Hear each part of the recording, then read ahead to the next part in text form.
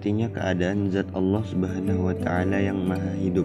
Maksud yang dikehendaki dalam ilmu ini adalah bahwa Allah Subhanahu wa Ta'ala adalah zat yang memiliki ciri kehidupan yang sebenarnya.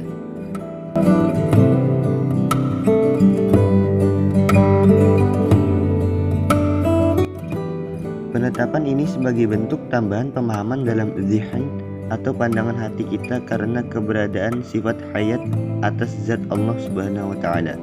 Oleh karena itu, hayyun ini adalah termasuk sifat yang tidak bisa dikatakan maujud dan tidak pula dikatakan ma'dum atau tiada, sebab tidak bisa dicapai walau Allah Subhanahu wa Ta'ala membukakan hijab yang menutupi kharij atau pandangan mata kita.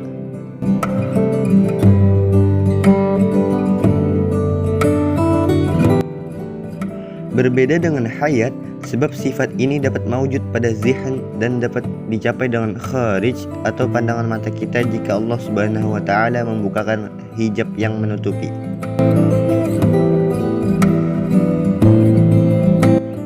Dengan demikian, tepatlah takrif atas sifat hayyun itu dengan rumusan perkataan berikut. Hiya sifatun qa'imatun bidzatihi ta'ala, ghairu mawjudatin wa ghairu ma'dumatin. Wahiyya ghairul hayat. Artinya, dia hayyun adalah sifat yang tetap atas zat Allah Subhanahu wa Ta'ala, di mana sifat ini tidaklah maujud dan tidak pula ma'dum, dan sifat ini berbeda dengan hayat.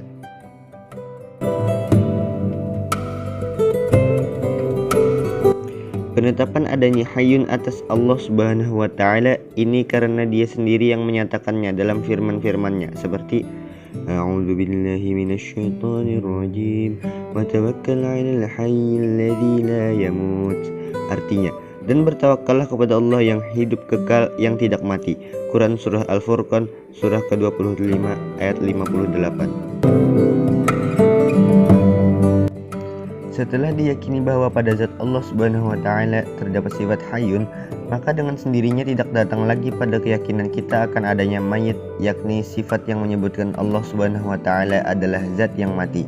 Dengan demikian dapat dikatakan bahwa secara akal wajib zat Allah Subhanahu wa Ta'ala bersifat hayyun, dan mustahil pada zat Allah Subhanahu wa Ta'ala itu terdapat sifat mayit yang merupakan sifat kekurangan.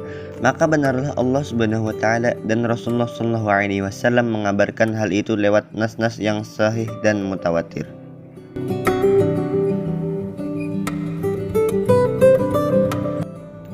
Ketahuilah bahwa hayyun ini adalah sifat yang tidak dapat sepenuhnya dikehendaki sebagaimana takrib yang dikenal, namun lebih tepat dikatakan sebagai ahwal atau keadaan.